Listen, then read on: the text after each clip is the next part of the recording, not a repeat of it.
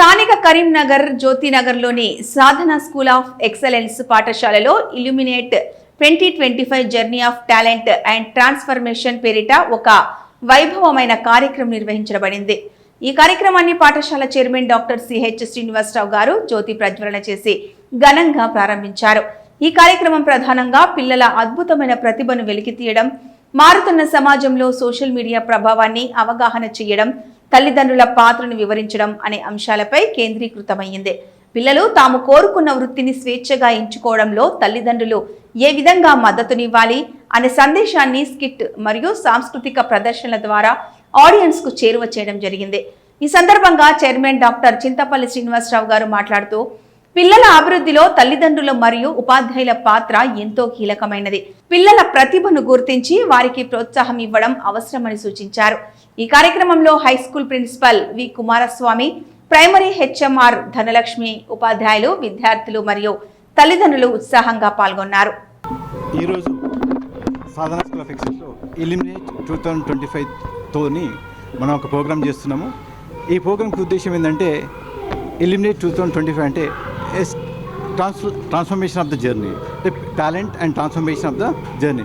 పిల్లలందరూ కూడా ఈ మధ్యలో మొబైల్స్కి అడిక్ట్ కావడం జరుగుతుంది. ఈ మొబైల్స్ అడిక్ట్ కావడం వలన పిల్లలందరూ వాళ్ళ యొక్క మైండ్ సెట్లో మార్పులు జరుగుతున్నాయి. స్కూల్లో ఉన్నంత మాత్రాన అది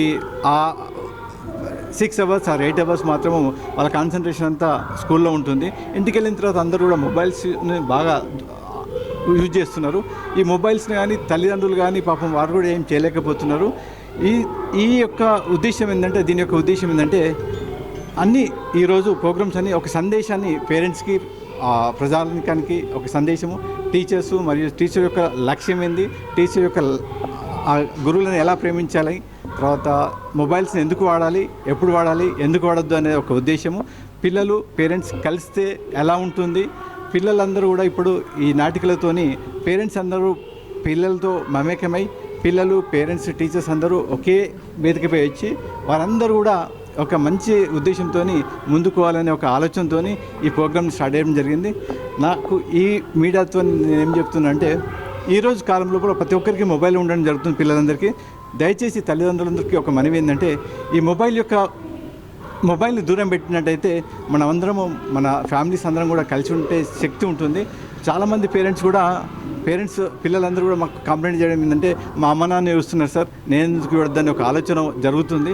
పేరెంట్స్ అందరికీ ఒక మనవి ఏంటంటే, పిల్లలు ఇంటికి రాగానే వారి ముందు మన మొబైల్స్ని ఎంత తక్కువ ఇచ్చినట్టయితే అంత మంచిదని చెప్పి నా యొక్క ఆలోచన. దయచేసి మీరు అందరూ కూడా పిల్లలు వచ్చిన తర్వాత పిల్లలతో మాట్లాడి పిల్లలకి ఏ విధంగా మనము గైడ్ చేయాలనే ఉద్దేశం కొద్దీ మీరు వాళ్ళతో పాటు టైం ఇచ్చినట్టయితే పిల్లలందరూ బాగుంటారు, మనందరం బాగుంటామని నా యొక్క ఉద్దేశం. Thank you.